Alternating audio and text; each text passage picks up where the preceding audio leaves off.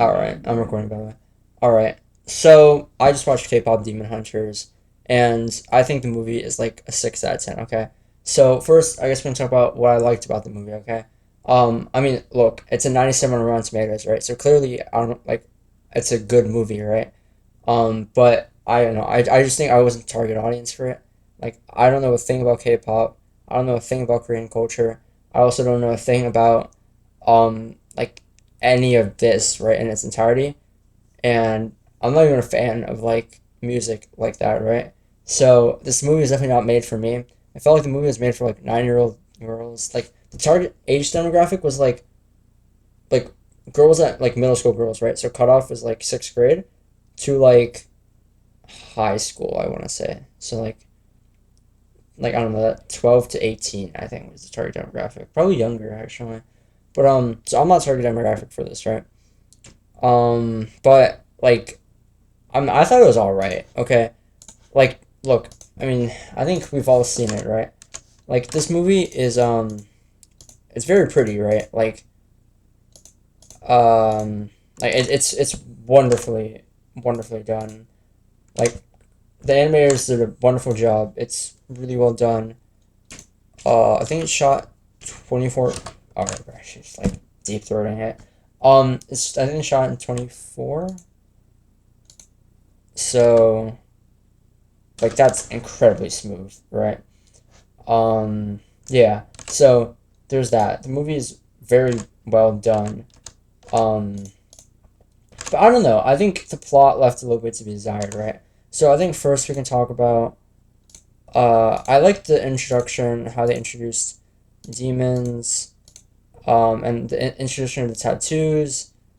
I think the introduction of the boy band was all right. Like I don't get why all the demons are boys and the not demons are girls. And then I think that's plot hole number one, right? Is why are the demons necessarily bad and the hunters necessarily good, right? We only believe that because we're told so, but like also because of like their names, right? But let's say both their both like let's say demons was in Korean and hunters or whatever they're fucking called was also in Korean. We wouldn't know like we don't have the prior association of demons and um angels. I don't know what the fuck they are. But like we only think that they're bad because of this, right? Of uh, this label that we're automatically given. And like really, if you think about it, like both of them are just doing what they have to survive, right? The demons need food. Oh my god, need to eat souls to survive, and the um and the hunters are just like doing the same thing. I'm pretty sure, or it's like something similar to that. I don't know. Um, And also, like, I think what I thought about the demons was like, if you die to a demon, you become a demon, right? I think that's the thing. So like, let's say you get eaten out by a demon, and you become a demon, then you are automatically a bad person now because you got murdered by somebody, right? Like let's think about that, right? You are a bad person because you got murdered. Okay, so like, right? And also, like for Rumi's case, right? Spoiler warning. She's a demon, right? So if you're born a demon, also, then, then you're predisposed to being a bad person, right? Like, is that really fair? Like, we can talk about the philosophy of K-pop Demon Hunters. That's what I should name this. The philosophy of K-pop Demon Hunters. But like, really, our preconceived notions of the two groups are founded on like a pretty one-sided like perspective, right? Like the dudes that are if I can find it, okay. Like these demons, right? Like can you really blame them for doing what they need to survive? Like you wouldn't blame a lion in the forest for killing a deer because they need to eat that deer to survive, right? Same thing, right? Like you can't really ask somebody to eat like look, a lion kills how many innocent deer in a lifetime, right? But you can't really ask them to stop killing because every creature has an obligation to do what it sees best fit to survive, right? That's that's the way of life, right? Every thing has the right for self preservation, right? So there's that. Um, okay, for a plot standpoint, I thought these two girls were very poorly done. Okay, so they have like this one thing in the beginning during the first singing of Golden, where their backstories or whatever are introduced. Okay, I don't know. I think the okay. So I'll call right here. So you see how like this? She's talking about like her parents or some shit. She was alone. I was a problem child. Blah blah blah. Right. So let's see if I can get a snow shot. Whatever. Okay. So this what's her name? The pink girl, right? She, I think, um, like her thing was like her parents left her, and she got one line in the beginning, of the first Golden, but then in the end, like they have like this like a, what the fuck? They have like a sudden character arc or something, right? Like here, like oh, like she's like now a hurting soul or something, right? Which I think was really stupid because I don't really think she's like she really has that much like backstory or whatever, right? Like she got one line in the beginning, and now we have to care about this character, right? I just don't care, right? And the other girl, she has like a I don't know, I don't even fucking like that. That's how bad it was, right? I don't even know. I think it's something about like her not being good enough. It's here. So blah blah. Yeah, here you don't.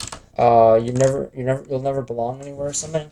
I think that's like her trauma. Again, she's like really poorly developed. Like I don't even know what I'm supposed to care about her for. Okay, the only one that's even remotely developed is Rumi, which is the girl that looks like a My friend sent this to me, a Parasaurolophus. Um, Parasaurolophus. Oh, I'm in Chinese, bro. Parasaurolophus. This is what he said she looked like. Um, yeah, he's not wrong either. So yeah, she's that one, and I think she's not really.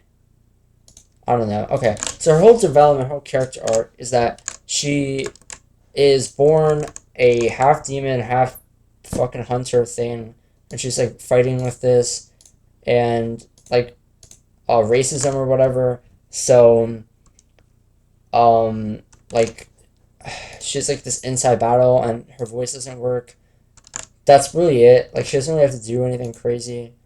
It's just like her voice doesn't work, and then she meets this guy, and this guy has like a short character thing. He's like a tragic story because he like sold his he signed a Faustian pact, right? And then he like turned on his parents, so he's like a bad person, and then he redeems himself by at the end of the movie by killing himself, right? Basically, he commits seppuku, for the love of his life, right? The girl that he knew for 3 weeks. We'll get to that, right? But for now, we'll talk about him. So his arc is like all right, I guess. Like I don't know why you have to kill yourself to redeem yourself. Um, well, I guess his whole thing, the philosophy of it is like his existence as a demon is internal suffering, right? Um, and also you can say that life itself, right? Human life is eternal suffering, right? But I don't think the message you should take away from that is that you should kill yourself. I think there's a lot more that you can make the best out of a life that is suffering than just ending it all, right? I think it's probably not the lesson I want to teach kids. Um, yeah, and then whatever. There's like a bunch of K-pop stuff that I don't really care about. Okay, and then they go for a date. Okay, so again, Rumi, she's like this whole thing of like she's like half demon or some shit, and she finds out like midway through, and then she's like internally conflicted, but like she doesn't really have to challenge any of her worldviews. She kind of just gets bailed out at the end. Like she basically does everything in this fucking movie for the interest of herself, right? She turns on her best friend girl bosses for a dude she met fucking 2 days ago, okay? She met this dude 2 days ago, and now she's sacrificing everything to be with this fucking dumbass, right? And this dude too, okay? Like he's so horned up that he'll throw away everything and risk it all to trust a fucking girl he met 2 days ago, okay? It doesn't make fucking sense, okay? Like the entire fucking plot of the movie is these two idiots throwing everything away, the futures of their fucking clans, of their friends, of their lives for a fucking person they met 2 days ago. Okay, like it doesn't make sense, right? And yeah, and then so they have like this date. Oh, whatever. Wow, so cute. Fuck me. And then they like have this scene in the roof where they like trauma dumping each other, and then they're like, "Oh wow, we're so similar," type shit. Like, oh, what if we heal what's broken, right? And then they like make out or some shit. I don't fucking know. But this is really retarded. But basically, um, basically they fall in love type shit, and then at the end of the movie, he kills himself for her. So she's like taking it right over here, and so you see she's current or well, not this, but what the fuck is this? Okay, look, so she starts taking it and she like taking it, she can't take it anymore. But then this guy jumps in, okay? So instead of taking this time to move out of the way, so then this guy will also not like get out of the way, right? She just stands there and watches him take it like a good boy, and then he's like, "I'm sorry for everything," and then he kills himself to save a girl he met 2 fucking days ago. Like, are we stupid? Like, this is the guy that promised you a happy life, right? He promises you nirvana, right? If you want to call it that. And he will sacrifice his life for a girl he met 2 weeks ago at this point, I think. But still, it's really stupid. And like there's this whole thing of like this is what I am, and there's like this B plot with like her aunt, which I don't really care about. And then they have like insecurities or something, or like childhood trauma, but like that's like skimmed over. Look, like the movie is incredibly beautiful. Okay, I'll give it that. It's really well animated, wonderfully done. Um, but I just think the plot is just stupid, right? The plot basically boils down to two people are so horned up for each other that they will both risk everything in their lives for someone they met 2 weeks ago. Okay, it's really stupid. And they have complete trust in what the other person's saying. Okay, like complete trust. Like I don't fucking know what's happening. Okay, but okay, and then I mean the music is okay. I mean it's alright. It's like K-pop. If that's your thing, that's your thing, right? Feet. Um, this is like this whole thing. Like I don't know why she keeps him alive in this scene, and I don't know why he keeps her alive in this scene. Like there's a lot of things in this movie that don't really make sense when you think about them, but like whatever, right? Power of friendship, power of love, spirit bomb, and then also like low key, this movie's kind of racist. Like you see this character over here, like bro, are we for real now? Like she literally has no eyes. Okay, like bruh. And then in the beginning of the movie, it's pretty bad. Like bro, like what am I looking at? Like this girl on the left, she has no eyes. Fucking like literally no eyes. Um, okay, I don't know what the fuck that is. Blah blah blah. I don't know what the fuck this is. Blah blah blah. This is like all exposition. I remember this part being kind of stupid now. Oh, oh yeah, bro. Like, are we for real now? Like, this shit is racist. Okay, but whatever. Um, yeah. Yeah, there's this whole like thing of like the cat and the fucking or pigeon. I don't know what the fuck that's about. I think it's explained by like a sentence or something. But I don't fucking care enough. But yeah, that's basically it.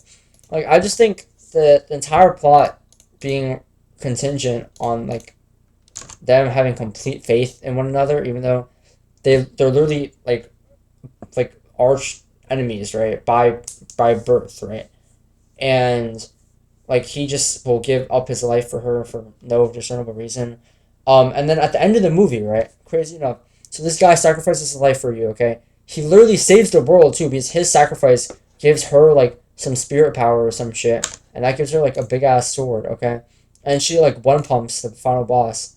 And then she like saves the world or some shit. I don't fucking know. Like the whole thing has like so basically the context of the movie is like these K-pop groups like they can like change the hearts of people or something through music, and like the hunters will like make everyone like good, and the demons will like kill everybody. I think that's literally it. And then like golden is like whatever. Fuck. Okay, this is really stupid. But then like okay, this guy sacrifices his life for them, and then he's really forgotten about. Like they go on a girls trip, like girl power, girl boss type shit, and then yeah, that's basically it. Look, they go on a fucking girls trip, and then they're like, oh wow, I miss you guys so much, whatever, right? And then that's the end of the movie. So this guy sacrifices his life for you, right? And we're not even gonna like, bro, we're not even one sentence, right? Like, wow, like, like that guy, like he sacrificed his life for me to save the world or whatever, right? Like not one cent, like he just gets forgotten about. This guy sacrifices his life for a girl that doesn't give a fuck about him. Like, yo, how hard are we simping, bro? Is this a commentary on K-pop culture? Like motherfuckers would really give up their life for a girl that don't give a fuck about them, okay? And then also like low key, I think I saw like this whole like demon fucking whatever thing as like a racial thing, because I know Korea obviously historically has had beef with a few countries, namely Japan, right? Because Japan kind of popped off there during World War II. Um, and South Koreans obviously have something against the DPRC because like one communist and two, the DPRC helped North Korea during the Korean War. Um, yeah, right. So then, uh, yeah, I don't know. So I thought like the whole like angel demon thing was like a racial thing. It's like a metaphor for racism. Because I know a lot of like these kids movies think they're so clever with their metaphors for racism because kids just don't understand to not how not to be racist apparently. So we need to shove it in there, and this is like the metaphor. Like, oh wow, even though like, but no, but it's not though because well no, it is. It's like biracial marriage, right, or whatever, biracial relationships. Because this girl over here, the purple girl, she's like half black, half white, right, and then like her because her mom got knocked up by a black guy, right, and then these girls are like I don't know if like white or whatever, right? And they don't fuck with her because she's like half black, or but like no, like it's what matters on the inside, right? And then like she wants to give a black guy, but like she can't do that. But the black guy's like right, like do you see what I'm saying? Like it low key, I think is a metaphor for racism. But whatever. Right? That's today's video. 6 out of 10 movie. I liked it. That was really pretty, entertaining enough. It's short. If you are in the demographic for this, I think you'll like it a lot more than I did. I just think I was not in the demographic for this. I don't think it was a bad movie. I think it was fine. Like it's a kids movie. Like I'm not expecting it to be like watertight. Like I don't know, like Fight Club or something, right? I don't think Fight Club is watertight either. But like yeah, right. Like it's a kids movie. It's great for a kids movie. It's very well animated, and yeah, that's it. It's all right. 6 out of 10. Sure. I don't regret watching it. Better than Morbius.